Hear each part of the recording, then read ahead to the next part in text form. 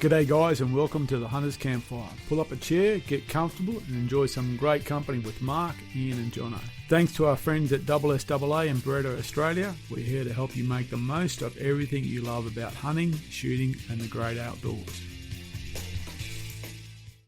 And we are recording. Good evening, gentlemen. Good evening, Mark. How are you? Good evening, viewers. Tonight's podcast is brought to you by my old Aimpoint. Your old one. That has been replaced by one of those very new cool square ones. You know, I like the round ones better. The acro. Oh, no, you do until you try it. Yes. Then you kind of Once you've had square. I really like that a lot. It's a bigger picture. It's a bigger sight picture. I guess it would be with the shape, yeah. Yeah, it's a bigger sight picture. And it's actually a smaller. It's about that much. It's smaller and it's better. It's a bigger sight picture. The acro. Oh. If we were doing show and tell, I would have shown up late and brought something to show and tell. We do show and tell what's this, 126? Yeah. I didn't bring anything either. So. Just got there. Damn it. I've got It's on the table down in the house. I can't do it now, but. Okay. Oh, I've got show and tell. That's what I got. I got some, look how cool these are. So let's just try my luck. You got what's name? They are not hunting related, but still hunting something. I thought it was what's one of those things you wear on the plane so you can sleep. No, so these are some handmade lures that I bought for chasing GTs. Check out those. They are. So there's a guy, Brendo. I found these on Facebook. That's a big Marketplace. popper. Yeah, it's a nice big popper, and he makes these by hand. And he's called Demon Lures. So we're keen to give these a try for some GTs pretty soon when this weather cleans up. So yeah, that's my show and tell. But awesome quality, fantastic job. He makes them out of his garage, and yeah, nice and handmade. Looks cool. Can't wait to give him that try. For those watching, you can see I'm wearing the Boris cap. I like these ones the best. Of all the caps we've had so far. I reckon they look really comfortable, and I look forward to receiving one. They've got no, massive. I've got two. They're not trucker-like. No. When I came to your house on Sunday. And I have about 10 of them. Well, you didn't give me one on Sunday. I was there. Well, I didn't actually expect you to turn up because I thought you had to leave your own home, so I didn't know if you were going to make it. I told you. So I was unprepared. I'm sorry. No, I was unprepared. I was on the way. Show and tell. Oh, did you just phone the house and ask them to bring you something? Yeah. Talking amongst ourselves. I asked my wife to send my son up with said item, and she said, "No, he's just had a shower. I'll bring it up." Oh wow! I didn't think you could hang up loudly on a mobile phone, but apparently she's mastered. Are we about to record some kind of violence? No, I'm going to hit mute as soon as she shows up. Don't worry. And turn the camera off, and so there's no. You don't see the blood splattering across the room. Yeah, goodness me, that's a bit rough. Yeah. Anyway, sorry, I missed where you were going. Okay, you were talking about the macro. Yeah, the acro. It's really, I really like it. It's very cool. The square, just or rectangular, gives you a much nicer sight picture than the micro, and it's actually smaller than the micro. Smaller weight-wise, or smaller? It's a wholly smaller unit. How does it give you a bigger sight picture if it's smaller? That's the weird thing. Because it's hard to explain, but it's just more screen, less casing, I suppose. Huh. Yeah, old TV compared to new TV. Oh, yeah, less bezel. Less surroundings, yeah. Old phone versus new phone, more screen. Only thing about them is things on guns should be round. It's just a thing. Yeah. Round, barrels are round, they're all round, then you stick the square thing on it and it looks weird. Yes. It's not a tax rifle.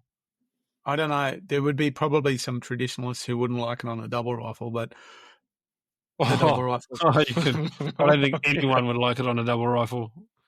I like it on a double rifle. I reckon it looks really cool. And I tell you, that double rifle is getting pointed at buffalo, and I haven't heard a buffalo complain about the looks of it so far. So Fair enough. Yeah, that's the audience it's designed for, and the audience so far. Speaking of buffalo, that's 2 months. I know, pretty much. Well, speaking of Samba, it's 1 month. Well, yeah, Almost, yeah. 5 weeks. Yeah, 5 weeks. Well, it's not far away. Oh, please hold. Please hold. Package delivery. Operators are standing by. So Ian has left the building. May or may not return. He may not return. That's very true. But he's gone. Oh, he's back. He's back. Survived. He's got a black eye as well. Poking the eye with a hot stick. Well, since we were talking about stuff, and not that I'm competitive whatsoever, but ta-da! What has he got? Oh, that's the 6. That doesn't look. That's the digiscope that doesn't look like a digiscope. This is the Burris Eliminator 6. Now, there's a story behind this. It's still in the box. Look at this packaging, everything. It's been in my house for a week. I don't think it's your old one. Hey? I don't think it's your old one. No, it's not the old one. They definitely replaced it with a brand spanking new one, which is cool because now I've got 2 stickers. Now, isn't that weird? We're talking about, aesthetics. That is like, a super smart scope, but for the version 6, they've made it look like an old scope. Whereas the earlier versions look like a very modern scope. It's quite interesting. I liked it, that shape. I think that's a nice shape. Oh, it's a great looking scope. And positioning. Oh, it just doesn't work, does it? Doesn't matter where I put it. Positioning. That's in the way. This way. Just I won't move to the next. All right, there we go. So what rifle's that going on? It's going on the Lupo. Ultra modern with the ultra modern scope. So there's a story with that, though. If you remember, 12 months ago, I had that scope. And it had a software problem.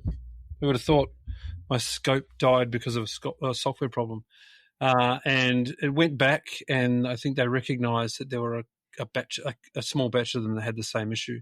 So they said, we're replacing these. It's fine.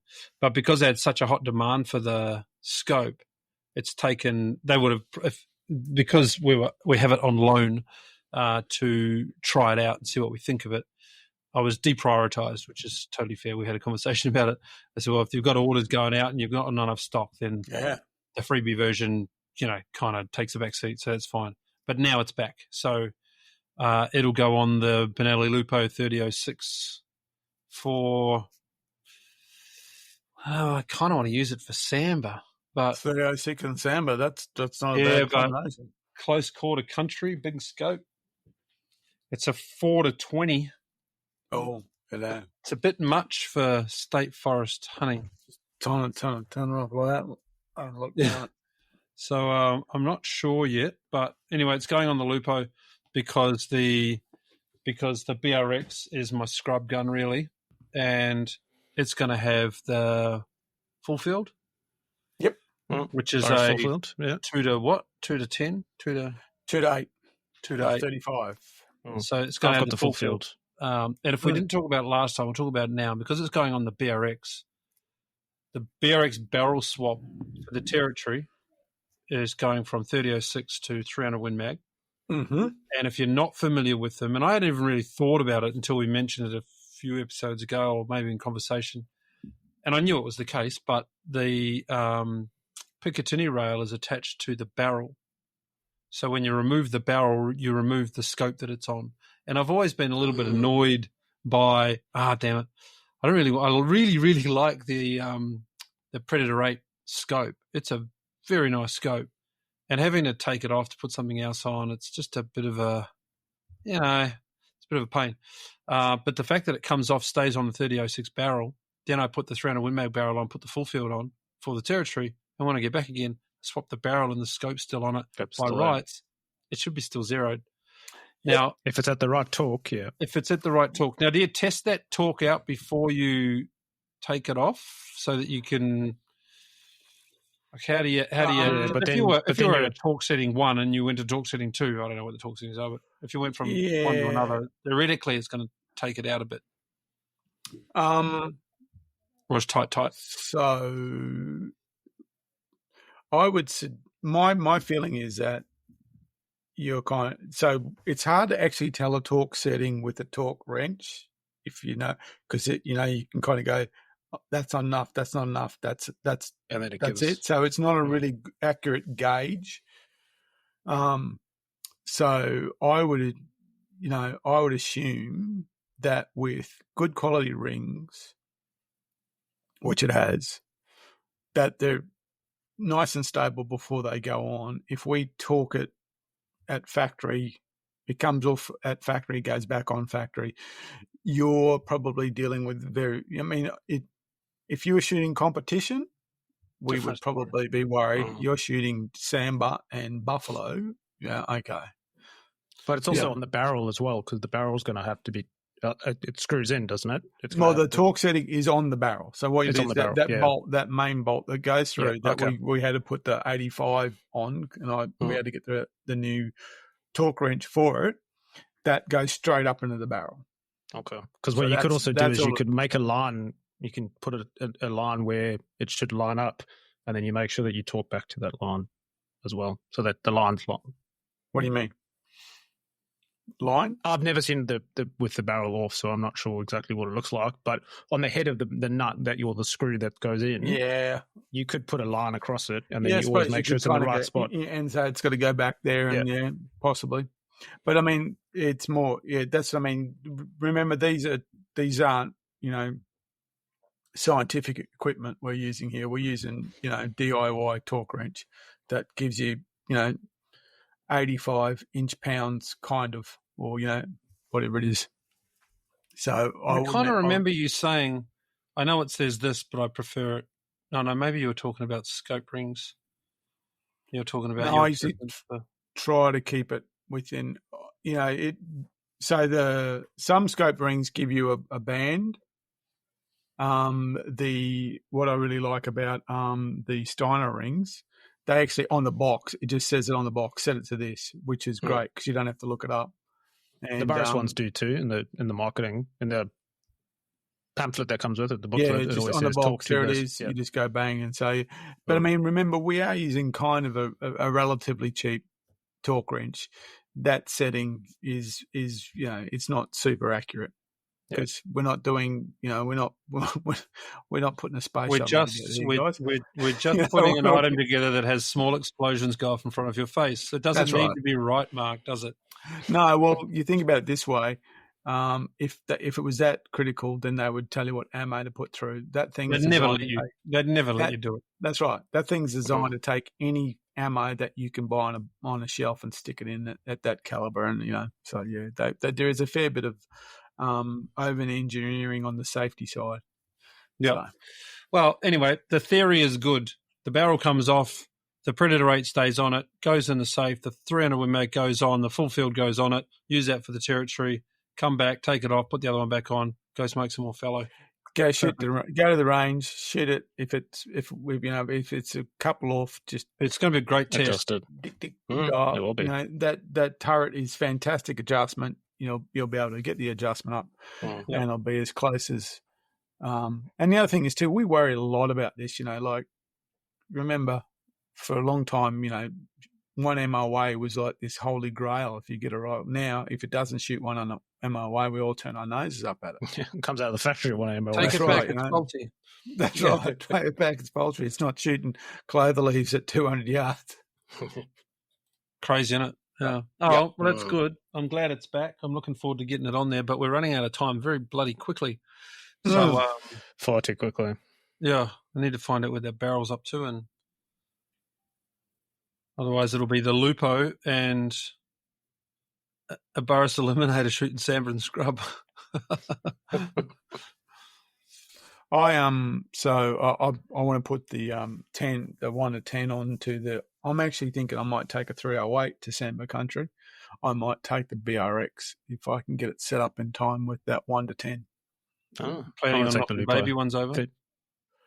308 will kill most things. Oh. I don't think Samba are going to get away from the 308. That hits it right. Yet we want the 9.34 Buffalo. Yes. Well, there's a bit of a size difference. There is a relatively size differential between borrowing the Sambo statement. and It'll kill most things. Well, you smacked a buffalo with 30.06 or 308. 6 and Didn't wriggle much, did it? That's it.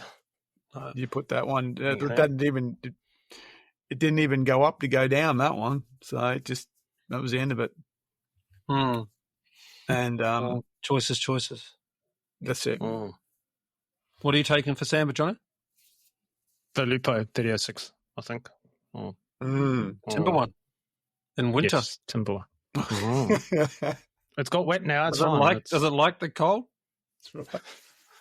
It hasn't been in the cold yet. No, it has. It's currently wrapped in an electric blanket. Yeah. It's going to be in the sleeping bag with me, keeping warm. Like tropical fish. It's got to be kept at a certain temperature. No. As I said previously, it got wet in the raw. I scratched it in the raw. I don't care about it anymore. So now it's a tool. I don't know if that's exactly the right attitude, but no, I do care about it. But yeah, it's now there to be used. So this is just the strangest that argument that's come along. I was actually at a gun shop on last week picking up my lovely Chapuis, and there was a guy there buying shotguns, and he was exactly asking the same thing. You know, like, oh, it's a timber one. Oh, can I take it out hunting? And I kind of went, what's happened to the world? What's happened to the world? Like, you know, yeah, okay.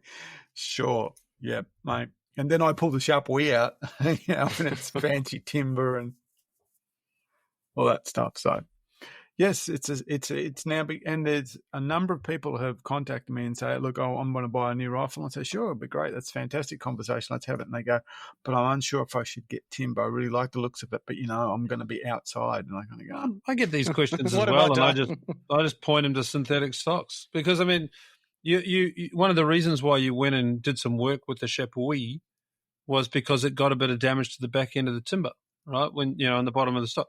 There's no doubt that a timber stock is going to take less knocks than a synthetic one. It's going to get scratched and, you know, whatever. So if you're that worried about it, if you're as rough as guts as I am, get a synthetic. If you look after things like Johnny does, then... I can't. It's like saying I'm going to buy a Porsche, but I'm going to make sure that I never go anywhere that might require me to maybe drive the Porsche like it's a Porsche, because, you know, I don't want to. I don't know. I could damage it. Yeah, but you buy a Porsche because you want to be seen and you want to look at it. Yeah, I know there's people like that, but I'm not one of them. If I buy a Porsche, I'm hammering it down the highway every chance I get. Doing laps of the gap. That's right. No matter how pretty it is, if it's meant to go. So. Fair enough. Yes, it is a very odd question. It seems strange, but we now think timber cannot survive. Well, you know, the BRX stock on its way back from the territory. I was going to say I have more timber rifles than I have synthetic. So, yeah, I've only recently acquired synthetic rifles. The first one was actually the one I built with SSAA. Beretta. Beretta. That was the first one. I had a laminate before that, laminate timber. But heavy, aren't they? Scout was quite, I don't know. It's the short barrel in the Scout that makes up for it. Don't know. But that was a laminate. Before that, it was all timber. So, speaking of SSAA, yes, you featured in a number of things this week. I have, and more to come. As Lefty Special. So the Lefty Special, so the first video, which was the introductory video, has dropped, and so that dropped on Saturday. On Sunday, the first video that featured one of the rifles, which was the Savage Impulse. I'm sure I've got that right, Predator. And today I've just seen that I think it's a Tikka T1. No, TAC 1. Sorry, not T1, or it might be TAC 1. I'll just check on that for you.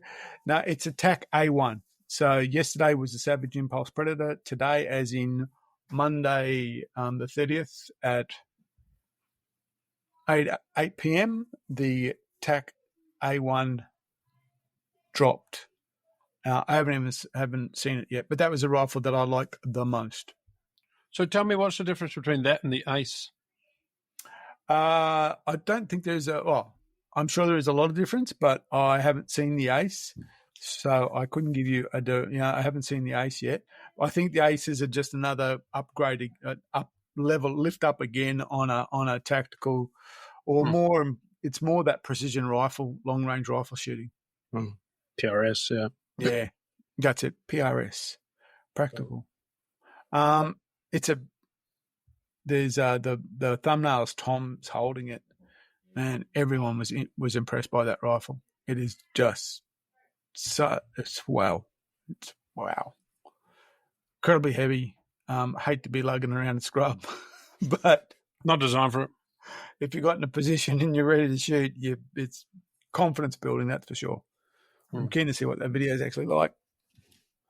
And there will be, I think there's 7 videos in total, so I think there's another 4 coming out in terms of the rifles. Yeah, I was quite blown away by the fact that I traded a gun for another gun because I thought I'd be able to move it easier. I had a shotgun. I needed to sell a shotgun, and I had it on the market for a while, and in the end, I ended up trading it, and part of the trade was a Colt M2012 tactical rifle. It was a beautiful piece of gear. I'd say not to look at aesthetically because there was no timber to speak of, but very, very similar to what you're talking about, Mark. Google it, Colt M2012. It's the first time that I sat back on a range, went to the NRA range at Warwick, and we were able to shoot from 50 metres back to 1,000 yards, 1,200 yards, I think. We sat on 300, 400, 500 quite a bit. We were getting ready for the rut. We were taking the club down there and getting most people dialed in at 100 and 200 metres, but then having a bit of fun stepping back a bit. And it was probably the first time that I understood that not all rifles are created equal for the same task. It's one thing to say that the Colt, because it was a tactical rifle, it was in the tactical chassis, it was heavy, fully adjustable, it had all the bits and pieces that you might want to at a range shooting long distance. But yeah, at 300, 400, 500 metres, and not just me, I don't profess to be a great shot. I can shoot at the target, that's fine. But at 300, 400, 500 metres, that thing had a really high end Night Force scope, and you were looking for the previous bullet hole as your target for the next one. You weren't just lining it up on the dot in the middle. You were seeking out that bullet hole, and you were getting them. You were clover leafing at really good distances. Now you can't do that with a hunting rifle. It just doesn't work that way. Everything sort of gets warmer and warpier and all that sort of stuff. And one by one, the club got him behind that gun, and they were doing the same thing. Because it was so stable, just sitting there, just exactly what you're talking about. So, but like you say, absolutely hopeless if you wanted to take it into the bush for a week and wander around with it on your back because it was 12 kilos. Yeah, I'm looking at that. I haven't seen the Colt before. It looks like a Remington Action, actually. No why? Certainly a nice looking rifle. Yeah, it's the thing. If you like that sort of stuff, I was surprised that I actually liked that rifle because I generally not that interested in those type of rifles. But when you shot that thing, you went, "Holy moly! The performance of this thing is just redonkulous." And it's got all that kind of nice Tika stuff about it, and then it's just another, I don't know how many levels up in terms of accuracy and that's that repeatability. It's like boom, yeah, boom, yeah, boom, yeah, okay. It's a bit silly. It's just think, wow, this thing can shoot. So that's the one. That's the one. And you step away, pick up the chapuis, put a red dot on it, and hope like hell. Just throwing that general. How opposite can we go? That's what I really like about the chapuis. It's like, it's kind of like a pirate's gun. It's gonna go. If Woody was a hunter, he'd have one of them. If Woody from Toy Story was a hunter, he'd have one of them. Lever action, wouldn't he? Would he be a lever action? Oh, yeah, you'd have a 30-30 or something, 45-70 or something like that. Yeah. He's not. Cowboy gun. That's right. And Mark, on that chapuis, you got some slinging? Yeah, so I got a recoil pad. Yep. Sling. So this time I can sling it. and the new Acro, replacing this one. Yeah. As brought to you by Aimpoints. Are you selling that? I don't think I am. I don't think I am. I think I'm going to keep checking. it. I've lent mine to one of the team going up north with us. Well, you know what? It might be an idea to take a spare one. Yeah. No, in case we cook it. In case the other one overheats again. Yeah, well, in case we cook one again. Oh. Yeah. So yes, this is the territory one because this is the one we kind of had to get out to. Remember, we were swapping batteries and everything like that because it got cooked. Mm. Speaking of cooking, I've been territory. I've been looking at solar blankets. I'm trying to find one that looks like it's got a decent regulator, so they can take that heat again. Yeah. It was the electrical equipment takes a beating up there with that heat. I think we need to, the way we set it up as well, I think we need to move those sort of things into the shade, the regulators if we can, and try and insulate them a bit better or something. We would just left them lying out, open, and I wonder, really much exposed to the sun and the newer ones as well. I've got a new one as well to try, which is no longer black because that's just a silly color up there. This is a lighter orange color, so hopefully it won't get as hot or absorb as much heat. Whose solar blankets are they? That's XTM from BCF. Oh, okay. Yeah. Oh, that's right. That might be an option. The Aldi ones are at $149 at the moment. Oh. Nice. Aldi, that's all. I wondered Aldi. I wondered whether we could set up one of those small, tent porta shades, or just like a small hiker's tent with all the batteries in it, and sacrifice one of those batteries for the 12-volt air conditioner, and just have it pumping cold air in there the whole time. I thought it was more the fact that we had the black leads running on the ground. Yeah, and they were just getting so hot, and so they were basically, what happens, they were basically having energy transfer, as it were, through the super hot leads. Yeah, that's what I think we need to move. We need to change the setup. I think that's it. A bit better insulation, not have long cables everywhere. That's it. I think all those cables running across the ground, on that ground, in that sun, them being black and also running current through them just meant we had a hell of a lot of heat loss, so we had a lot of power loss. Yeah, but I'm taking a generator. I've got one to bring. Not a massive one, but it should hopefully be enough to top up batteries. So, happy days. Yeah. Okay, so I'm off to Wednesday to Pilliga for 6 days, and I'm taking the Blue Eddy, but I'm going to do the car charging for it. But I want to get I want to get a solar blanket for when we go up to the territory for the Blue Eddy. Well, I've got a couple more if you need one. So yeah, I'm switching out the thicker glass solar panel on the roof of the car for those really flat ETFEs. Yeah, those. Yep. Join them together in series or parallel or whatever it is. I've got an ETFE, and that works brilliantly. They work really, really well. And they're so much lighter. They're perfectly flat on the roof rack of the car. Yeah, zippy tie them down and get a little bit of angle iron to go at the front of it, so it can slip into that angle iron and stop it from flapping, and then the wind will zip over it. Is that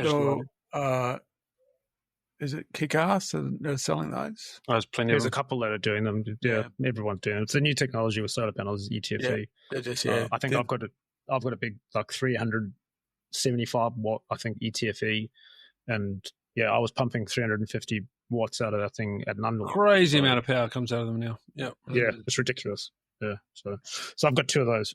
So work really, really well. So those will be coming along to the territory with upgraded controllers, the charger. It's just the cables. We just need to be careful not have cables strung out everywhere. Just seeing with all the cables running across the ground, trying to doing that wiring loom that we were doing. I think that's where we were suffering. Well, how do you fix it? You need cable. Yeah, but I think the way we run, as Jono said, I think we just think about better how we run it and where we put the stuff. Put them all on like hose reel coils or something like that, and then Well, stuff maybe them in a bag when they're... maybe have them. If we camp the same place, maybe have them down, not on the water line, but have the cables run down into that little bit of scrub there near the water line, so they're Just in get some the shade. shade They on wrap them. back up into the tent, so they're they're less exposed to the sun. Yeah, just try and get a bit more shade on the cables, and on the panels obviously need sun, but get the shade on the cables. Yeah, and even if we take a blackout tent or something like that and put all the fridges in the blackout tent, and then bring the fridges a bit closer to where the panels are, which is just shortening the cable length, reducing the amount of heat loss, etc. I think that could probably work quite a bit, because then we could. It's a big trade-off, isn't it? Also, like camping where we were last time, it was a beautiful spot, but we were chasing sun. Yeah, but you wouldn't want to be fully exposed. That's right. We're balancing the joys of having tree coverage with the issues that did for the solar. But most definitely, you wouldn't want to be out, 200 meters on that open plain. You wouldn't want to be camped out there. Again, we need the totem as well. Yeah, we need that totem. Yeah, we got. Well, we can do that anyway. We can make a totem anyway. Yeah. We just got to make sure that it's we check the prevailing wind before we establish the totem. It wasn't that bad. Time dulls all memory of that. Yes, so as mentioned, I'm off to the Pilliga on Wednesday, 5 full days. So go down Wednesday, 5 full days of hunting, come back on the following Tuesday. It's the annual winter father-son hunt with various other people joining us along. Graham's coming along. This will be his second state forest hunt as an armed hunter.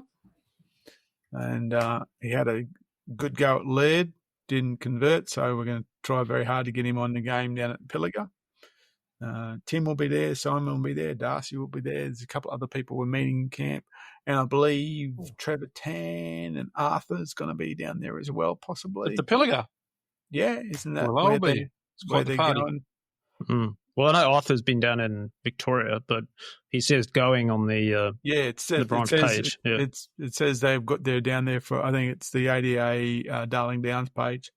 So, but anyway, if they're there. It'll be good to run in everyone. But yes, so I've got Pilliga East and Pilliga West. And the other we're all got Pilliga East, so we can all camp together. But we're going to look at different forests as well. So yeah, keen to see what it's like. Last time we were down there, which was early in this year, so much game sign, so much animals, most of them in exclusion zone, but still, it's good to see them. And that deer, I know where that deer is. Arthur knows where that deer is too. Some photos of it. I'm going to go looking for the deer. Know where it is. Last time I went down past the Pilliga, I bumped into a lot of game. A couple of weeks ago. Some photos. Giraffes, rhinoceros. Some, I forget all the names of them. Black buck, lots of black buck. Yeah, you can see them up there. They're what's name? I think I'm mad. I went and had a stay at the zoo, staycation at the zoo. We stayed in glamping tents at the zoo, and I was firing off photos to Jono of various different plains game that were there. It was pretty cool. And I probably should have thought about wearing a hunter's hat to the zoo, but I did, and I had some sideways glances, lots of them. I was walking around in my hunter's cap at the zoo, and my son was like, Dad, have we eaten any of them? I'm like, not here, mate, settle down. It was a good trip. We had a very similar experience at the shops today because we did the groceries for the trip today, and someone said, "Oh, you're going camping?" And Elias goes, "No, we're going hunting." And I went, "What? Yeah. Well, you mentioned filters. Yeah, you mentioned Africa and African Plains game. I'll be going to Africa next year. So there you go. Going for my 20th wedding anniversary, we're going back to South Africa where we got married. Taking the kids on this trip, which is going to be interesting, but I am going hunting as well. So there you go. You've got a big year next year. When's the wedding anniversary? Is it in between July? 1st of July is my wedding anniversary. July's Sampa my wedding. Express and New Zealand. That's not planning, but yeah, we only made the decision this week to go to Africa. But yeah, we're going on my 20th anniversary. Is this the time to go? Yeah, it's hunting season now. It's winter, so it's the same as here. But so yeah, end of 1st of May till end of I think July. I think is proper hunting season. But you can hunt game all year round if you want to. So there's always half fence places. It depends where you go. So I don't know where I'm going, what I'm doing yet, but yeah, we'll be planning a trip. Probably take Adam along as well on an African hunting trip. So it should be good. It would be good. Yeah. Yes, very exciting. I'd like to hunt Cape buffalo. That's my 50th for my 50th birthday, hunting buffalo, Cape buffalo. I'll have to manage somehow to get Tom Auger to come along so he can put a Bring the Rigby's double off, yeah. so I can do the double. Yeah, that's my 50th present. My Cape 50th buffalo. will be a 10-day charter to Swains. Oh, okay. Yeah. Oh. Open to keen anglers who would like to spend silly amounts of money to go fishing and feel sick for 10 days in a row with me. Really good. My feel sick. Do you get seasick? 50th was a 10-day road trip hunt. Oh, was it? Is that big one you did? Yeah, You did with the different forests. Yeah. the deer goat and pig in 10 days. With a rifle that I was reviewing. And I asked Bretta, can I take this for a 10-day review? And they said, sure. 10-day review. Yep. So I did 3 different locations over 10 days. No, 4 actually. 4 different locations. I have another show and tell, Okay. but I got to go get it. So carry on. Okay.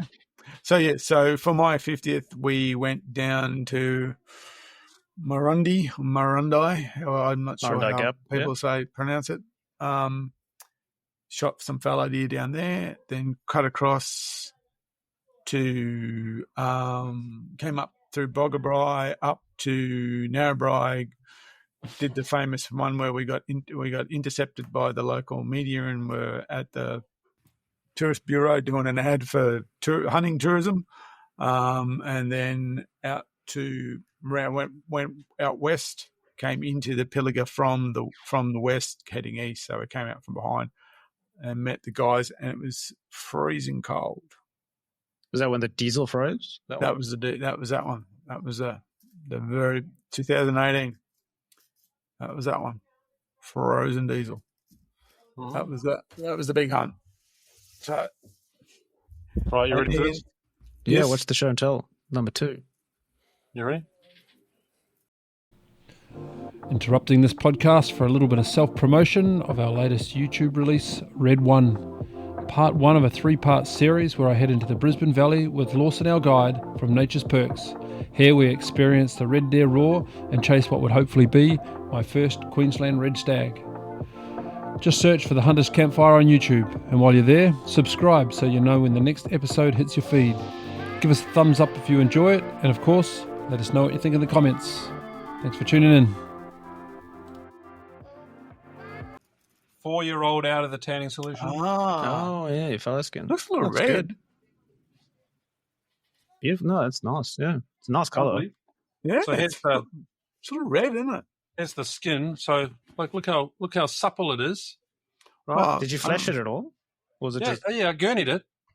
No. So I gurneyed it 4 years ago, threw it in the tanning That's solution, right, left 4 it years there, ago. forgot about it. But look how supple this is. That's great. That's how it came out, right? So I've been trying to research how to break a hide, right? Look at You it. didn't need to. Look at it. It's beautiful. Look how soft that is. Yeah, it's lovely. Angle You don't grinder. need to do anything else to it. Angle grinder. Angle grinder. I shit you Right. not. So I got an with a brush on it? Yeah, so angle grinder with the round angle grinder brushing it with overlapping the little overlapping pieces of sandpaper. No, It's I don't a- know. It's in a round. It's a disc. Instead of Yeah. it being a flat disc, it's got maybe 100 little pieces that all overlap like a fan, like a card fan. Oh yeah. A Around? flapper, Yeah. the flapper, I think they call them. In fact, Whatever they call them, yeah. So it was in. I used a 60 grit, which is pretty coarse, and that punched it all the way down, like really, really soft. And then I used one of those vibration, sanders, the little triangle shaped ones, just to finish it off. And I did that with 180. Oh, sorry, with 80, and then 120. The whole process from stiff as a board to that took about 40 minutes tops. The whole process done. Unbelievable. And that's okay. I confess, I may have gone through it once or twice. But this is my practice pelt. This is my practice pelt. Okay, that looks like bullets from the other side. It's okay. And I am rolling it up, so you won't see this. But I'm super impressed. Yeah, how easy that was to make this beautiful rug. Anyway, there you go. It's on the floor now. Coming out of the weather, it's a bit weird. So if you lie it flat, does it cover up the holes? Well, the way their fur lies. The other reason I used it as a demo, because when I dragged it out of the bush, I also skinned it a bit. Oh yeah. So if you're looking at it, the hair. This is not hair slippage. That's how it came out of the bush, because I dragged it by its horns, antlers for about an hour through the scrub. So I did peel, but I always had intended to roll this up. So you hide all of that when you turn it into a roll for the bookshelf. And because it was the first deer that I'd shot with Hendo, I actually kept it for a memento with him. But I quite like it, so you can't have it. Sorry about that. Cool.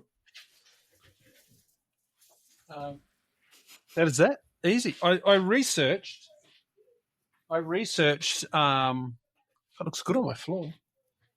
I researched breaking deer hide before I started, because I'd heard you could do it with the sander, and everyone was like, "Oh no, you can't beat manual labour and breaking it over. You got to chew it with your teeth, and you got to get 2 strands and twist it. You got to get out there, and you got to make sure your kid's teething, and you give it to them. Yeah, I know.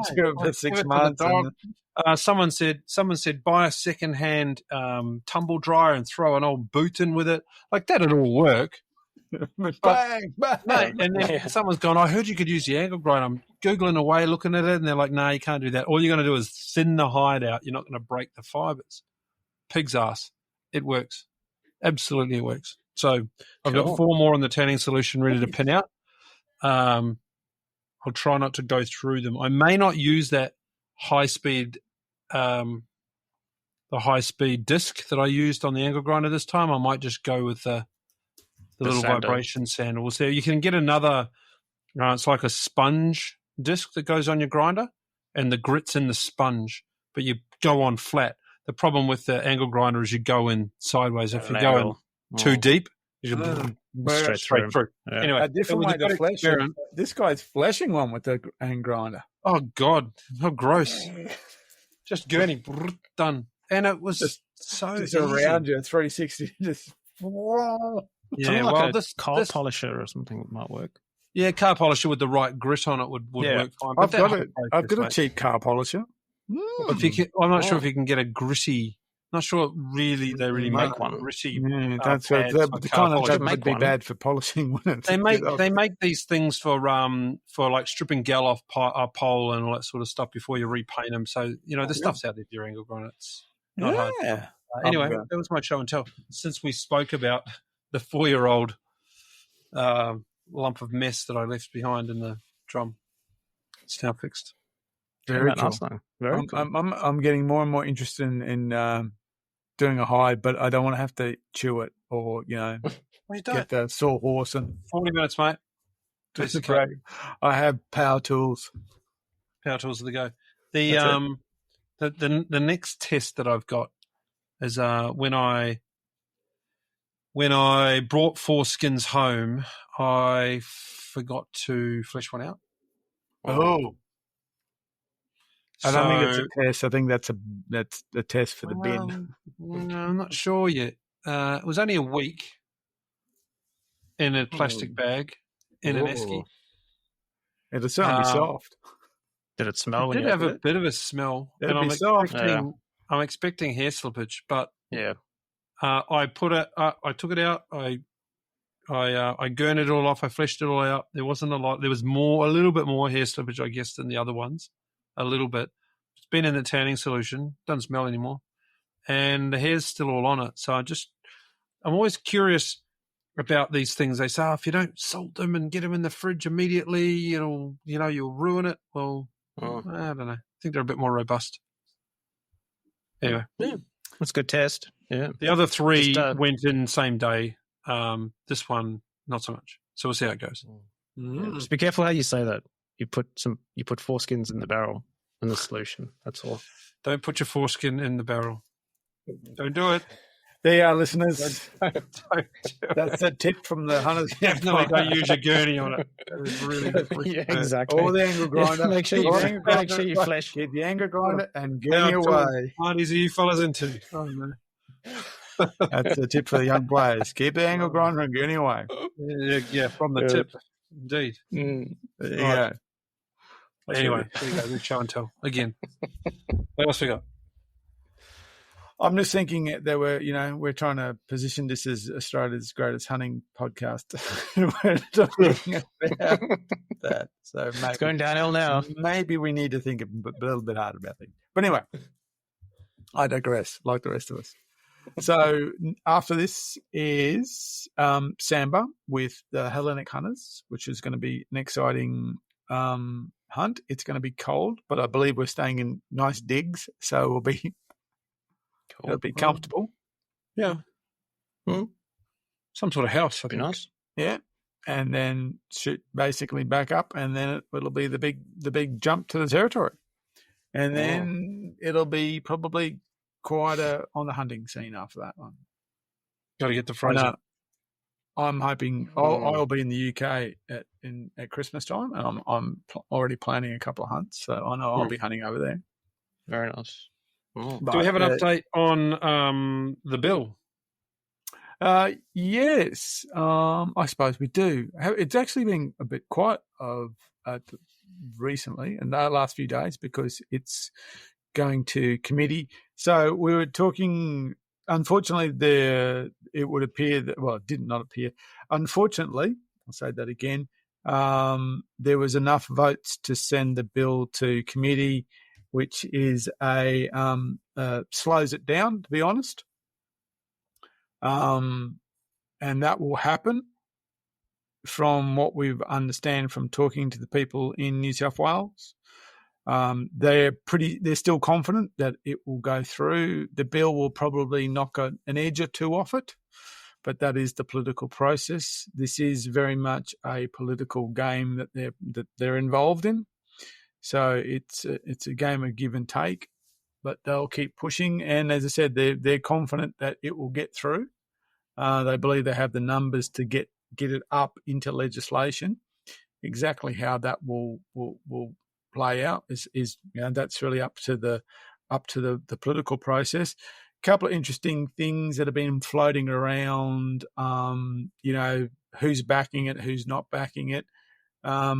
There was some commentary about the Libertarians not backing it because they they were all pro hunting through the election. Yeah, I suppose it's an interesting. Again, we're dealing with the vagrancies of politics. They actually put a video out, or there was a video out actually from their speech in Parliament why they supported the bill, but why they put in their recommendations for the changes. Their recommendations were based on their political belief that big government's bad.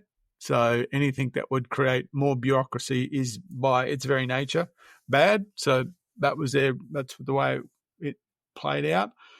I mean, whilst I don't particularly agree with it, you can't fault them from telling you exactly what they were going to do and them doing it. That's what they said they were going to do. Of course, it made them align with the Animal Justice Party or whatever that is. So that certainly wasn't a good look. But yeah, that's the game. It's politics. It's a messy, dirty game. But getting back to it, there is confidence that it'll happen. So we wait and see. Is there a time frame on that consultation? Or I have again, can't quote, but I have heard August. It'll go through the process. So, yeah. Okay. Well, fingers crossed. People have said such things. People said, "Oh, is it a good thing? Is it a bad thing?" Or they haven't liked the bill and they think, "Okay, this is not a bad thing." The way I look at it is, if you look at the people who are celebrating the fact that it's going to committee and it's held up, look who's celebrating, look who's not celebrating, and figure out which side you're on. And the side that seems to be definitely anti-hunting is celebrating. So they see it as a victory to it. So I'm not particularly happy about it, but that's the way it goes. Oh, well, watch the space, hopefully. Yep. Any improvement to what we've got is a good thing. That's it. This is it's a win by degrees. That's all you're going to get. Nothing magical is going to happen. Interestingly, the issue that's in the United States has been quite something to follow about the public land issue over the sale of the public lands. Yeah. So as part of the big beautiful bill is a supplementary bill of allowing for sale up to 250 million acres of public land across 12 of the western states. And there has been a massive concerted both sides of the party effort to kibosh it, and it looks like they have successfully kiboshed it. Oh, that's good news. Some really interesting, coming out of that, all about making land available for sale for supposedly housing. But real pushback against it. Great to see. So it's a lesson of what you can do if you have a united front. That's for sure.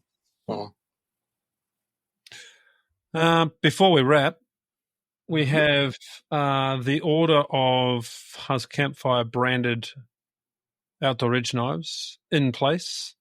If you're interested in getting one of those, we have a very small amount unclaimed. So send us a message. Just about all of them are gone, but there's a couple left. So if you're after one of those, let us know. Send us an email, info@thehunterscampfire.net, and I'll put your name down against one. They should be back from the engravers sometime very, very soon. So I'll be getting them out in the post. Oh. Great knives. Very good knives. Awesome knives. Yeah. Should we put it on Facebook? Nah. Okay. Only if we've got one left. Okay. You reckon certainly not struggling to move them out. No. If we had more, they'd go. So that's about it for me. Got to get into packing. You go to your packing. Enjoy the Pilliga. Travel safe. Be good. Upload all of those billy goat photos and see you in a week. Good trip. Okay. It's going to be the most comfortable camp I've ever put together. You're starting to say that every trip now. It keeps growing and growing. It does. Soon you can have a caravan or a camper. Nope. Righto. Enjoy. Okay. We'll leave it there. Thanks, gents. Catch you later. See you guys. Well, guys, that's it from us here at the Hunters Campfire. We hope you had a laugh, learned something new, and feel a bit more fired up about your hunting, shooting, and outdoor adventures. With a big shout out to SSAA and Beretta Australia, whether you're out in the bush or swapping yarns around the campfire, remember, stay wild, stay curious, and make sure to stay safe.